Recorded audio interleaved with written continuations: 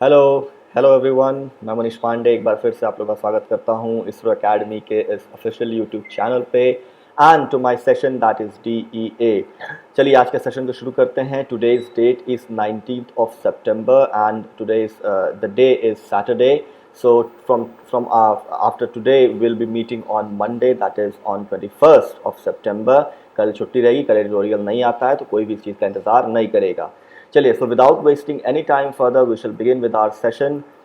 ये रहा सिनोनिम्स पिछले क्लास से जुड़ा हुआ and one important update, not an important but the most important update that I am coming live from next week onwards that is on Monday. मैं Monday से live आ रहा हूँ इस एडिटोरियल सेशन को लेकर के। I will be posting on our like respected channels and the Facebook page. We'll be updating some details about it, but I would like to inform my students on my own that I am coming live with my session, this DEA session live लेकर के आऊँगा।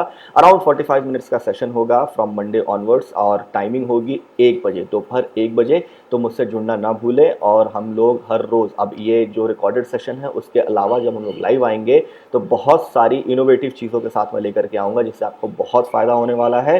तो till then wait and be present there और मुझे support करिए, मेरे session को support करिए। So I hope you all will be there. चलिए तो सेशन को आगे बढ़ाते हैं। ये रहा सिनोनिम्स। एनाक्रोनिज्म क्या होगा? प्रोलेप्सिस, सोलेसिज्म एंड मेटाक्रोनिज्म। ठीक, ये 3 वर्ड्स याद रखिएगा। एनाक्रोनिज्म की मीनिंग होती है अ पर्सन, नहीं बताऊंगा, हर चीज़ एक्सप्लेन नहीं करूंगा, जाइए पिछले क्लास से देखिए और उसको समझिए। कमेमोरेट की मीनिंग भी मैंने एक्सप्लेन की है, उसका होता है मेमोरियलाइज, परपेचुएट एंड सोलेमनाइज। ठीक, एंश्राइन का होता है कॉन्सेक्रेट एंड एपोथियोसाइज, एम्बाम। बीमोन का होता है be well, मोर्न, lament and paradoxical का होता है इनकॉन्ग्रुअस, जिविंग एंड स्कैथिंग। ठीक है, चलिए शुरू करते हैं next session. Okay, next slide पे आ गए। एंटोनिम्स ये रहा आपके स्क्रीन पे, वही सारे वर्ड्स हैं। एनाक्रोनिज्म का क्या होगा? Contemporary, current and new. Commemorate का होगा डिसऑनर, नेग्लेक्ट, ओवरलुक। एंश्राइन का होगा डिसिक्रेट, डिफाइल एंड कंडेम। बीमोन का होगा praise and gloat and paradoxical का होगा considerate and differential. I hope you have made a note of it, please keep on making notes. ठीक है, चलिए शुरू करते हैं। ये रहा। पिछले क्लास में मैंने एक सवाल पूछा था, क्वेश्चन था बैंक लेवल का, क्वेश्चन था द अकॉर्ड्स एरर डिटेक्शन का। मल्टीपल एरर्स भी हो सकते हैं या सिंगल एरर भी हो सकता है। एक्चुअली में क्वेश्चन थोड़ा सा कंफ्यूजिंग है। यहाँ पे मैं डायरेक्टली आंसर पे आता हूँ, सीधे अपने वो बताता हूँ। देखिए यहाँ पे एक एरर जो मैंने डाली है वो है सब्जेक्ट वर्ब अग्रीमेंट का। ये लिखा है ऑफर्स। जब भी आपको कोई वर्ब दिख जाए जिसमें SES का यूज़ करे तो मेरी रिकमेंडेशन है कि आप पहले उसको इस बात को चेक करो कि क्या वो अपने सब्जेक्ट से अग्री कर रहा है। सब्जेक्ट मतलब इस ऑफर्स का कोई ना कोई तो सब्जेक्ट होगा। वो सब्जेक्ट कौन है? अकॉर्ड्स। इसके बीच में इतनी सारी बातें लिखी हुई है लेकिन ये सब सब्जेक्ट नहीं है। मेन सब्जेक्ट कौन है? अकॉर्ड्स। यही ऑफर कर रहा है तो अकॉर्ड्स प्लूरल है। अगर ये प्लूरल है तो कभी भी एस नहीं होगा, ये क्या होगा? ऑफर होगा। ठीक, तो फॉर श्योर ये पता चल गया कि सी में एरर है, फॉर श्योर एरर है, राइट। तो अगर सी में एरर है तो मैं सी वाला ऑप्शन देखूँ, सिर्फ सी का कोई ऑप्शन है नहीं, और सी सिर्फ एक ही में है, मतलब किसमें है? बी और सी दोनों में। तो ऐसे क्वेश्चंस में तो हम लोग आराम से आंसर के पास पहुंच सकते हैं लेकिन हमें एक डेफिनेट आंसर चाहिए ही चाहिए। तो उसके लिए मैं क्या करूं, यहाँ पे देखिए लिखा हुआ है पीस। अब पीस से जुड़े हुए 2 शब्द होते हैं, PIECE और PEACE, पीस। ठीक, तो पीस मतलब शांति होती है और पीस मतलब टुकड़ा होता है। तो यहाँ पे गलत तरीके से इस्तेमाल किया गया है। Hence the answer should be fifth, that is both B and C. ठीक है, चलो तो सेशन में आगे बढ़ते हैं। ये रहा आपके स्क्रीन पे कल का, मतलब आज के लिए सवाल। इसको नोट डाउन कर लो या फिर इसको कमेंट सेक्शन में पेस्ट करो तुरंत हल सॉल्व करके, और सेशन को बिगिन करते हैं। ओके, ये रहा मार्केट फेलियर। ओके, सेशन जो है आज का ये रिवॉल्व करेगा अराउंड अ रीसेंट इशू जो काफ़ी ज़्यादा डोमिनेट कर रहा है इस समय न्यूज़ चैनल्स को। वो है it is related to the farmers of India. अभी आपने सुना होगा कि काफ़ी एक हरसिमरत कौर हैं, उन्होंने रिज़ाइन कर दिया। वो MP थी फ्रॉम अकाली दल एंड और वो सेंट्रल गवर्नमेंट में मिनिस्टर भी थी, उन्होंने रिज़ाइन कर दिया। और किसी एक पर्टिकुलर मैटर को लेकर के उन्होंने रिज़ाइन किया। उसी पर्टिकुलर मैटर के ऊपर ये पूरा सेशन होने वाला है। तो डीप अंडरस्टैंडिंग को डेवलप करेंगे और साथ साथ इंग्लिश को भी बेटर सर्व करेंगे। चलिए तो शुरू करते हैं। लिखा है market failure, right. Market failure मतलब कि कहने का ही मतलब ये है कि मार्केट में, मतलब ये जो बिल आया है अभी गवर्नमेंट लेके आई है, ये जनरली किससे जुड़ा हुआ है? मार्केट, जो कि अब फेलियर की तरफ बढ़ रहा है। तो ये एक स्टेटमेंट मेक करने की कोशिश की जा रही है, मार्केट से जुड़ा हुआ ये पूरा पैसेज है, इसलिए उसको दे दिया है मार्केट फेलियर। इसमें इस सेक्शन में कुछ था नहीं वर्ड, तो मैंने यहाँ पे डाल दिया है सिवियर वेदर। सिवियर वेदर एक फ्रेज है जिसको हम लोग इस्तेमाल करते हैं इस बात को दर्शाने के लिए कि आने वाला समय काफ़ी खतरनाक या काफ़ी चुनौती भरा होने वाला है। तो चलिए शुरू करते हैं। लिखा है new deal for agriculture needs good regulated markets ahead of private competition. ठीक, ऑब्वियसली प्राइवेट कंपटीशन के लिए अब मार्केट को खोल रहा है, मतलब कि जो एग्रीकल्चर प्रोड्यूस का जो मार्केट था अब टोटली खुल जाएगा, किसके लिए? प्राइवेट कंपटीशन के लिए। ठीक, अब उसी के बारे में एक स्टेटमेंट मेक कर रहा है, कह रहा है कि न्यू डील फॉर एग्रीकल्चर, मतलब कि एग्रीकल्चर के लिए अगर आप जो नया जो भी रिफॉर्म लेके आ रहे हैं वो गुड रेगुलेटेड मार्केट चाहिए। मतलब वो करो तो ठीक है, लेकिन उसके लिए मार्केट्स रेगुलेटेड चाहिए, मतलब अच्छे खासे नियम कानून वाले मार्केट चाहिए जब आप प्राइवेट कंपटीशन को लेकर के आ रहे हो। मतलब कि प्राइवेट कंपटीशन ज़्यादातर किसी मार्केट में छोटे प्लेयर्स को खा जाता है, ये पुरानी कहावत है और ये सच भी है। इमेजिन करो कि आपके मार्केट में बहुत सारे जैसे 100 छोटे छोटे बिजनेसमैन हैं और अचानक से उस मार्केट में कोई एक 100 करोड़ वाला बिजनेसमैन आ जाए तो पूरे मार्केट को कंपटीशन से ख़त्म कर देगा, राइट। फॉर एग्जांपल जैसे इंडिया में जो फ़ोन मार्केट है इतना कॉम्पिटिटिव है कि इंडियन जो प्लेयर्स हैं वो इमर्ज ही नहीं कर पा रहे हैं। क्यों नहीं कर पा रहे? क्योंकि उस प्राइस में वो दे ही नहीं पा रहे हैं। अब बड़ी कंपनी है सैमसंग या फिर कोई और जो चाइनीज़ कंपनीज हैं वो क्या कर रही हैं, अपने भले वो लॉस को भी सह करके लेकिन प्राइस को इतना ज़्यादा कम्पीट करा दे रही हैं कि इंडियन प्लेयर्स उसमें सर्वाइव ही नहीं कर पा रहे। तो वही बता रहा है कि प्राइवेट कंपटीशन लाने से पहले हमें अच्छे रेगुलेटेड मार्केट की ज़रूरत है। रेगुलेटेड का मतलब जिसमें अच्छे तरीके से नियम कानून के तरीके से काम हो। ठीक है, चलिए आगे बढ़ते। लिखा है The ambitious initiative of the Narendra Modi government to bring out far-reaching reform in agriculture has run into severe weather। ठीक, देखो इसमें इसको क्रिटिसाइज भी कर रहा है इस इनिशिएटिव को और साथ साथ उसको प्रेज भी कर रहा है। प्रेज भी कर रहा है क्योंकि एम्बिशियस है, मतलब कि रिक्वायरमेंट तो है, आने वाले समय में ये अच्छा भी कर सकता है। और किसका है? नरेंद्र मोदी का। क्या करने के लिए लाए हैं? Far reaching reform. Far reaching reform मतलब कि हर व्यक्ति तक वो रिफॉर्म पहुंचे, उसको ऐसा रिफॉर्म लाने की कोशिश कर रहे हैं। किस फील्ड में? In agriculture. लेकिन वो जो रिफॉर्म लाने की कोशिश की गई है has run into severe weather, वो सीवियर वेदर में चला गया, मतलब कि डेंजरस सिचुएशन में चला गया है। ठीक, अब क्या कह रहा है? Mainly over fears that the free market philosophy at its core could spell the end of MSPs for produce that has so far been centrally procured by the government। ठीक, अब देखो ये होने के पीछे कारण क्या है, ये क्यों हो रहा है, ऐसा लोगों के दिमाग में क्या बस गया है कि जिसकी वजह से उसका विरोध हो रहा है, फार्मर्स का विरोध कर रहे हैं। MSP एक टर्मिनोलॉजी होती है जिसका मतलब होता है मिनिमम सपोर्ट प्राइस, राइट। अगर गवर्नमेंट अगर कोई भी किसान जिसका कोई भी मार्केट में कोई सामान नहीं बिकता है तो गवर्नमेंट उसको खरीद लेती है, नहीं बिकता है तो भी, और वैसे भी गवर्नमेंट उसको प्रोक्योर करती है, जिसको हम लोग फूड कॉर्पोरेशन ऑफ इंडिया से जो आप देखते हो रेशन शॉप्स पे डिस्ट्रीब्यूशन होता है उसको हम MSP कहते हैं, राइट, मिनिमम सपोर्ट प्राइस। अब गवर्नमेंट सोइंग से पहले ही उस प्राइस को रिलीज कर देती है कि वो किस प्राइस पे प्रोड्यूस को खरीदेगी। उसका फ़ायदा ये होता है कि फार्मर्स मोटिवेटेड रहते हैं कि नहीं मुझे मिनिमम ये प्राइस तो मिलेगी, अगर उससे अच्छी प्राइस मिली तो मैं मार्केट में बेच दूंगा, ओपन मार्केट में, और अगर उससे ख़राब प्राइस मिली तो मैं क्या करूंगा? गवर्नमेंट को बेच दूंगा। तो मतलब गिरी हालत में उनको एक मिनिमम प्राइस मिल जाएगी। उससे क्या होता है? फार्मर्स भी खुश रहते हैं और देश का इकोनॉमी भी खुश रहता है। ठीक, तो अब उसी के बारे में बात कर रहा है कि ये जो लॉ, ये ऑर्डिनेंस आया था पहले जून में, मतलब एक ऑर्डिनेंस के पहले जून में आया हुआ था जिस समय पार्लियामेंट सेशन में नहीं थी। अब उस ऑर्डिनेंस को ही लॉ बनाने के लिए इस बार मतलब एक बिल इंट्रोड्यूस किया गया है। अब उससे एक फियर इमर्ज हो गया, लोगों के दिमाग में डर एक इमर्ज हो गया है कि ये MSPs को एंड कर देगा, मतलब मिनिमम सपोर्ट प्राइस को एंड कर देगा, मतलब गवर्नमेंट टोटली कुछ भी नहीं करेगी। मतलब लोगों के दिमाग में ये बस गया है कि हर चीज़ गवर्नमेंट, एग्रीकल्चर में हर चीज़ प्राइवेट कर देगी, मतलब गवर्नमेंट से कोई लेना देना नहीं रह जाएगा। लेकिन ऐसा नहीं है। ठीक, ऐसा नहीं होने वाला। Let me be very clear, ऐसा नहीं होने वाला। MSPs will still be there and Modi had come. Modi आए थे अभी कुछ दिन पहले, उन्होंने दिया भी है भाषण कि MSP के ऊपर जो बादल लोग मतलब बादल जो है जो मंडरा रहे हैं, ऐसे दिख लोगों के मन में ऐसी है हलचल, वैसा कुछ भी नहीं है। ठीक, विच सेंट्रली प्रोक्योर करते हैं। प्रोक्योर मतलब उसको लेना, कब्जियाना या उसको दाम देकर के खरीद लेना। ठीक, गवर्नमेंट ले लेती है। अब आगे क्या कह रहा है? An allied party's minister Harsimrat Kaur Badal Akali Dal has resigned in protest, and there is a strong pushback from farmers against 3 bills that seek to replace ordinances issued in June on key aspects of farmers' economy. ठीक, farm economy. अब यहीं पे रोक देता हूँ। अभी मैंने इसके बारे में बता दिया कि अलाइड पार्टीज की मेंबर थी, मतलब कि जो बीजेपी की जो अलायंस पार्टी है एनडीए, उसकी मेंबर थी Harsimrat Kaur Badal.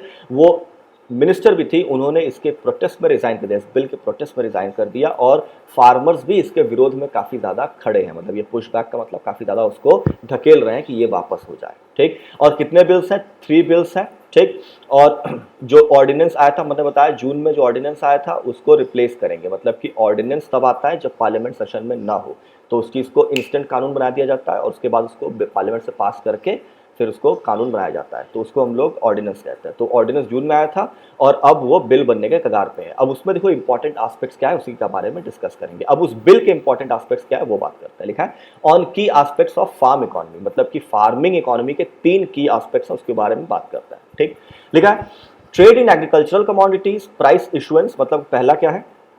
Trade in agricultural commodities, मतलब वो डील करता है किससे कि एग्रीकल्चरल कमोडिटीज का जो ट्रेड है, मतलब खरीद फरोख्त जो है उसके बारे में बात करता है। प्राइस इशुएंस, उनको क्या प्राइस मिलनी चाहिए वो उसके बारे में बात करता है।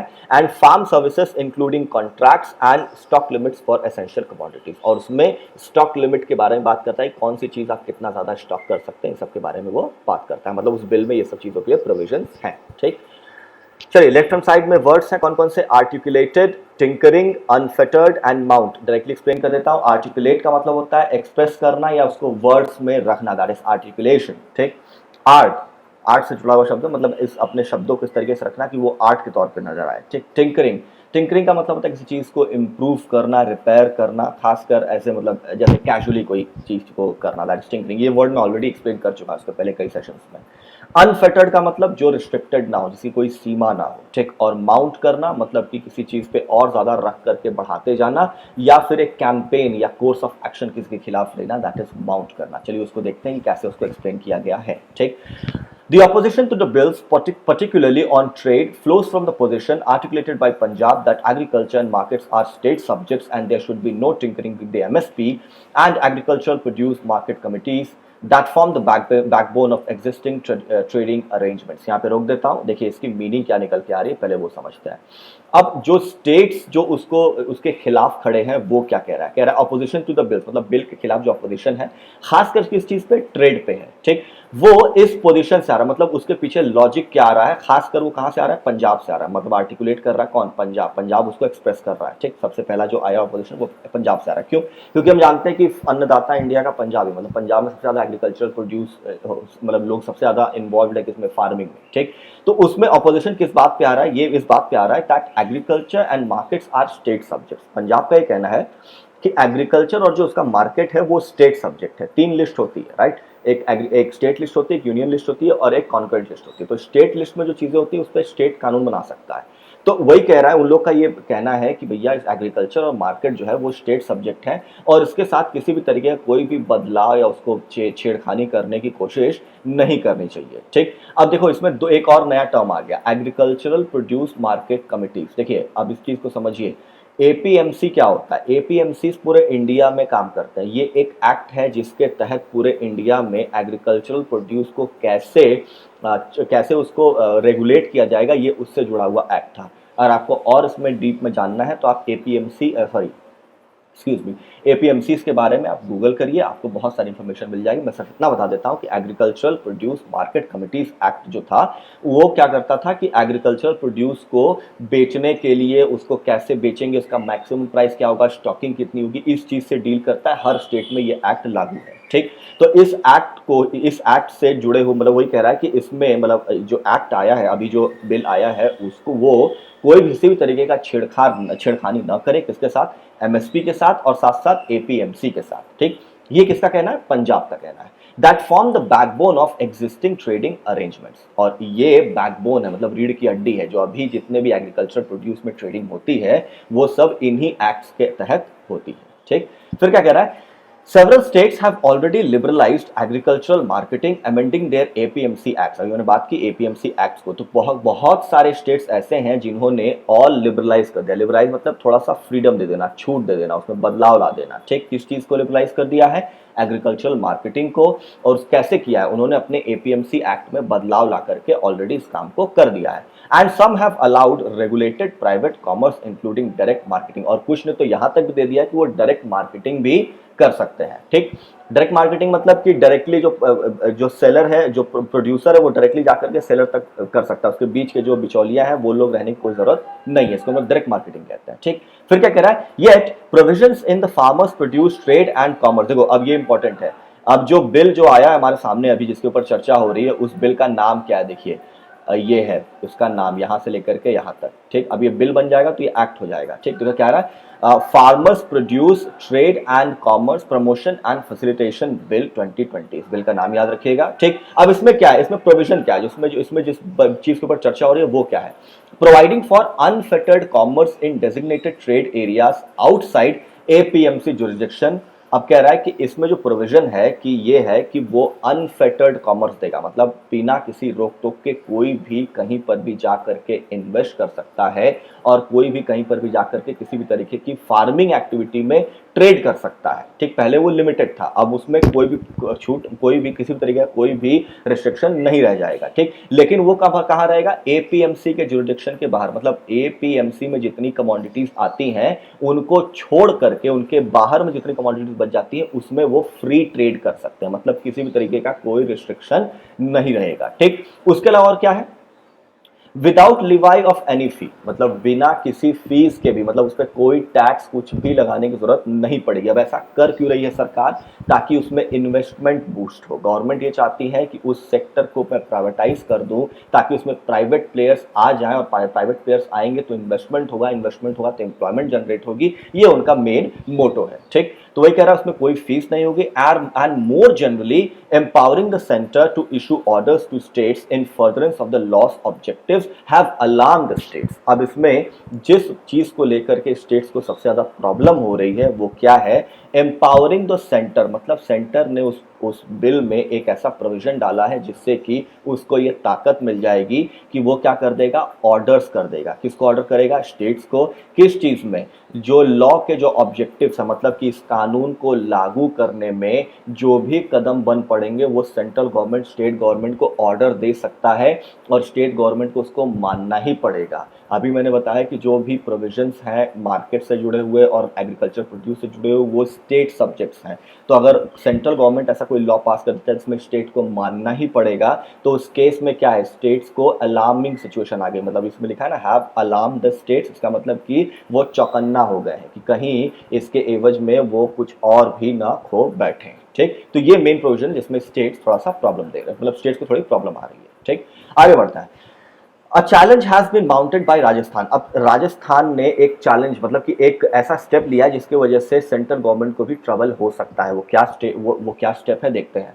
Declaring centre warehouses as procurement centres under its APMC act. देखो मैंने बताया कि एपीएमसी एक्ट हर स्टेट में है। ठीक, और हर स्टेट में उसको, हर स्टेट अपने हिसाब से उसको रेगुलेट करता है। ठीक है, अब okay, excuse me, I may not be visible, just a moment please. Okay, bear with me just a moment. Now I might be visible. Okay, I'm sorry for this. चलिए कंटिन्यू करते हैं यहाँ से।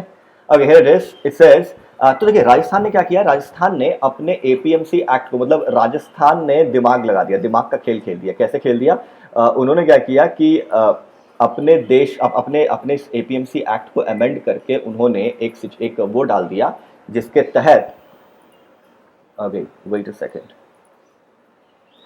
आई am sorry for this. Okay, हाँ, उन्होंने क्या डाल दिया है,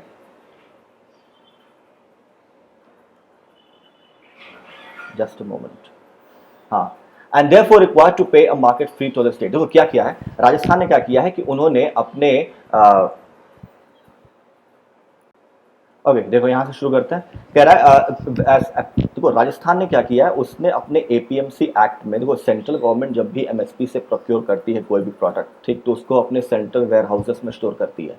तो अब एपीएमसी एक्ट के तहत राजस्थान ने एक चैलेंज पोस्ट कर दिया सेंट्रल गवर्नमेंट के लिए। उन्होंने क्या किया है कि जो सेंट्रल गवर्नमेंट के जितने प्रोक्योरमेंट सेंटर्स उनके स्टेट में पड़ते हैं उन सब को एपीएमसी एक्ट के अंदर में ले लिया है। और अब वो क्या करेंगे, एपीएमसी एक्ट के अंदर वो आ गया, मतलब वो सेंट्रल गवर्नमेंट की जगह स्टेट गवर्नमेंट की प्रॉपर्टी हो गई। और अब वो मार्केट फी मांग रहे हैं किससे, स्टेट गवर्नमेंट से, ताकि मतलब सेंट्रल गवर्नमेंट से, कि वो स्टेट गवर्नमेंट को उस चीज को अपने स्टेट में रखने के लिए मार्केट फी दे। तो ये भी एक चलता हुआ इशू है, मतलब इसी के साथ बह रहा है। ठीक है, चलिए देखते हैं procurement. Procurement left hand side पर लिखा है द एक्शन ऑफ ऑब्टेनिंग और प्रोक्योरिंग समथिंग। इसके पहले मैंने प्रोक्योर करना और प्रोक्योरमेंट के बारे में मैंने पहले स्लाइड में बात कर ली थी। डिस्पेंसेशन मतलब कि द एक्शन ऑफ डिस्ट्रीब्यूटिंग और सप्लाइंग समथिंग, मतलब जिसको बोलते हैं सप्लाई चेन, सिंपल डिस्पेंस करना, कोई भी चीज लेना देना, खरीद फरोख्त, इस सबको डिस्पेंसेशन कहते हैं। कार्टेल, ओके, वेरी इंपॉर्टेंट शब्द, वेरी इंपॉर्टेंट वर्ड। कार्टेल का मतलब होता है अ ग्रुप। देखिए ऐसा ग्रुप जो खासकर एक दूसरे की सहायता करके प्रॉफिटियरिंग में इन्वॉल्व होते हैं, मतलब मेन मोटो होता है प्रॉफिट मेकिंग, जितना ज्यादा हो सके प्रॉफिट वो बनाए और मार्केट को डोमिनेट करे, उसको हम लोग कार्टेल कहते हैं। ठीक है, चलिए mister Modi has characterise the arguments as misleading. अभी मैंने बताया कि मिस्टर मोदी आए थे, उन्होंने लाइव आकर के उन्होंने बोला कि भैया ये जो चीज़ें मार्केट में फैलाई जा रही हैं कि एमएसपी खत्म होगा, ऐसा कुछ भी नहीं होने वाला है, और ये जो आर्गुमेंट्स फैलाए जा रहे हैं ये मिसलीडिंग है, आपको गलत दिशा में लेकर के जा रहे हैं। Promising that the MSP system will continue, और उन्होंने प्रॉमिस किया कि एमएसपी सिस्टम खत्म नहीं होगा। ठीक, दिस इज वेलकम, इस चीज को वेलकम किया जाता है। But the new dispensation can not bring cheer to small farmers who form the majority and whose access levels to market under the APMC system are at the rate of 1 for an area of 434.48 square kilometers on average, well below the recommendation of the National Commission on Farmers at one market for 80 square kilometers। चलिए यहीं पर रोक देता हूं, फिर बताता हूं। अब समझ लो सिस्टम समझो, कहना क्या चाहता है। सिचुएशन ये है कि अगर मान लो मैं फार्मर हूं, मैं कोई भी एक प्रोडक्ट 10 रुपए में, मतलब 50 रुपए में उगाता हूँ, राइट, मेरी उसमें लागत 50 रुपए की आती है और मैं 100 रुपए का प्रोडक्ट उगाता हूँ, मतलब 100 रुपीज मेरे प्रोडक्ट की वैल्यू है, राइट। अब उस 100 रुपीज का प्रोडक्ट मैं अगर मार्केट में जाकर के बेचूंगा तो सॉरी 50 रुपीज का अगर प्रोडक्ट जो जितनी मेरी लागत है मैं मार्केट में जाकर के बेचूंगा तो मुझे उसका कितना प्राइस मिलेगा, 60 रुपीज, 70 रुपीज, अगर मैं डायरेक्टली कस्टमर को बेचता हूँ तो। अब इस समय की सिचुएशन ये है कि बीच में इतने ज्यादा प्लेयर्स आ गए, इतने ज्यादा बिचौलिए आ गए कि वो उस प्रॉफिट को खा जाते हैं। ठीक, अब डायरेक्टली तो कस्टमर उनको वो रेट मिलता नहीं। आप देखोगे कि प्याज सड़कों पे फेंक देते हैं, टमाटर सड़कों पे फेंक देते हैं, क्योंकि उनको रेट्स ही नहीं मिलते हैं। ठीक, क्यों नहीं मिलते, क्योंकि बीच वाले जो प्लेयर्स होते हैं बिचौलिए, वो प्रॉफिट मेकिंग में उन चीज़ों को खा जाते हैं। तो वही कह रहा है, कहना ये चाहता है कि जो नया सिस्टम है ये जो स्मॉल फार्मर्स उनको किसी तरह की कोई राहत नहीं देगा, और ये स्मॉल फार्मर्स है वही सबसे ज़्यादा, मतलब कि इनकी तादाद सबसे ज़्यादा है पूरे इंडिया में, जितने भी फार्मर्स हैं उनमें सबसे ज़्यादा इन्हीं की तादाद है। ठीक, और एपीएमसी सिस्टम में ये कहा गया है कि हर मतलब एपीएमसी सिस्टम कहता है कि एक मार्केट, मतलब एक जो किसान है वो कहाँ जाएगा किसी सामान को बेचने, मार्केट में ही जाएगा। अब वो मार्केट उसके नियर बाई होगा तभी हो जाएगा, अन्यथा वो किसी और को बेच देगा जो कि मार्केट जाकर के बेचेगा, तो उसका प्रॉफिट क्या हो जाएगा, कम हो जाएगा।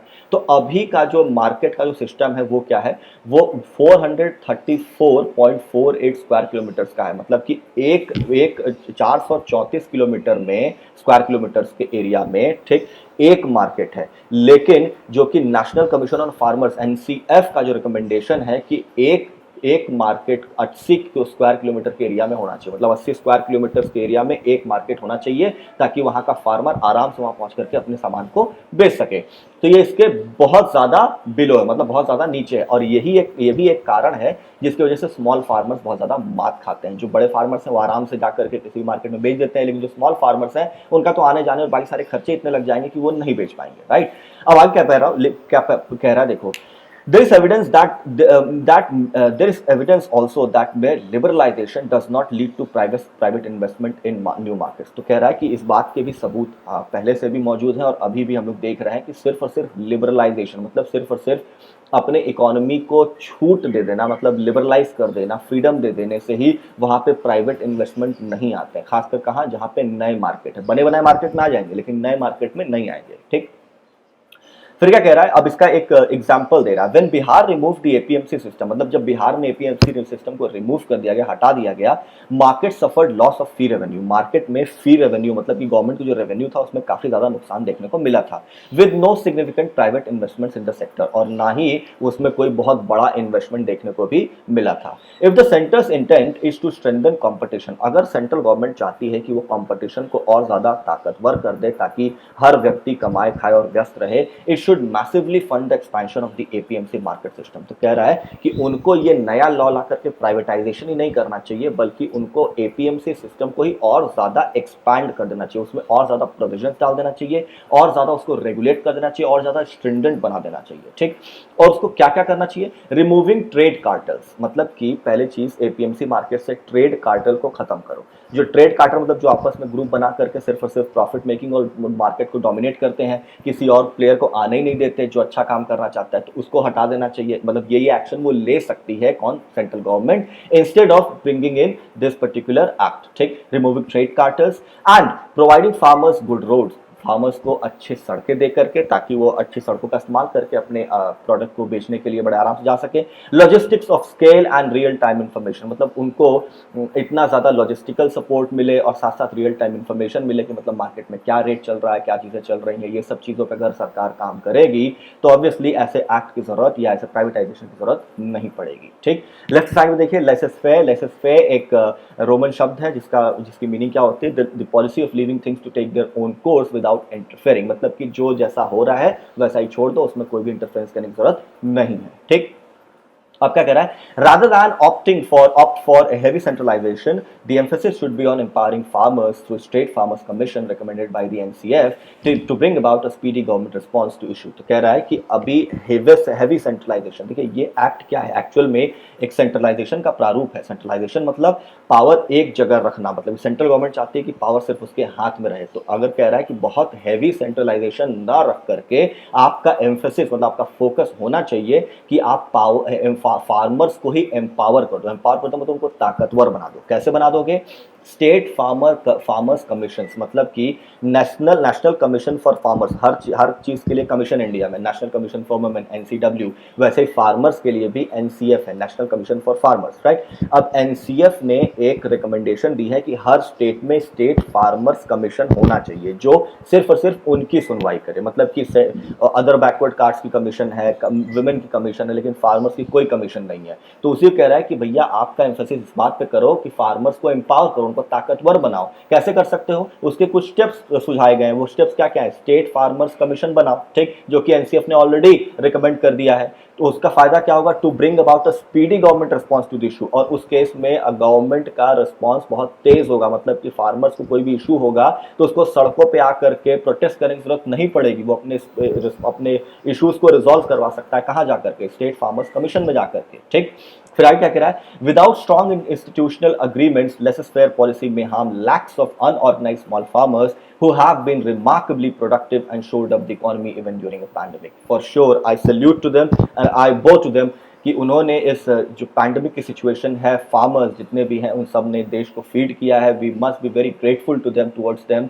तो वही कह रहा है कि हैव बीन रिमार्केबली प्रोडक्टिव, और इस पूरे पैंडमिक के दौरान वो बहुत ज़्यादा प्रोडक्टिव रहे और उन्होंने ही इकोनॉमी को जिंदा रखा है पैंडमिक के दौरान ही, वरना पैंडमिक के दौरान इकोनॉमी मर जाती है। मैन्युफैक्चरिंग खत्म हो गई, राइट, और फिर आपकी सर्विस सेक्टर खत्म हो गया, लेकिन सिर्फ एक ही सेक्टर है जिसने इकोनॉमी को जिंदा रखा है, दैट इज हमारा एग्रीकल्चर सेक्टर, ठीक। तो कह रहा है कि अगर इंस्टीट्यूशनल अरेंजमेंट्स नहीं होंगे, मतलब स्ट्रॉन्ग इंस्टीट्यूशनल अरेंजमेंट्स नहीं होंगे, इंस्टीट्यूशनल अरेंजमेंट्स मतलब ऐसी बॉडीज ना हो जो फार्मर्स की सुनवाई कर सके, उनकी सुने, तो सिर्फ जो हो रहा है होने दो वाली जो पॉलिसी आप चला करके चल रहे हैं उससे बहुत ज़्यादा नुकसान होगा किसको, हमारे फार्मर्स को, जो कि अभी तक बहुत ज़्यादा प्रोडक्टिव रहे हैं और हर समय पे जब भी कंट्रीज में सिचुएशन क्रिटिकल आई है उन्होंने ही हमारा सपोर्ट किया है, and they have been our annadata. तो उनके लिए हमें कुछ न कुछ करना चाहिए, ठीक है। तो this session ends here. I hope you have gotten the titbits of this topic कि क्या हो रहा है एक्चुअल में, जो सिचुएशन बनी हुई है इंडिया में उससे रिलेटेड आपको काफ़ी इंफॉर्मेशन मिली होगी।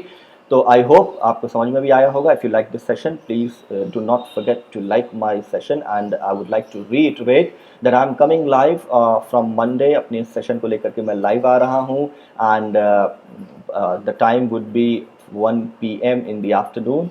और आप लोग से उम्मीद करता हूँ कि आप लोग मुझसे जुड़ेंगे live and will have fun there. बहुत लंबा सेशन तो नहीं करूँगा, लेकिन फिर भी ऑलमोस्ट 40-45 मिनट्स का वो सेशन होगा जिसमें हम लोग इंपॉर्टेंट पॉइंट्स को पढ़ेंगे, ऐसे एक्सप्लेन भी करूँगा मैं उसको, और साथ साथ हम लोग कुछ क्विजेस भी करेंगे हर रोज़। तो वेट करिए एंथुजियास्टिकली, एंड मुझसे जुड़े रहने की वेरी वेरी थैंक यू। और चलिए तब मिलते हैं, that is on Monday live at 1 PM. Till then, take care, bye bye, and Jai Hind.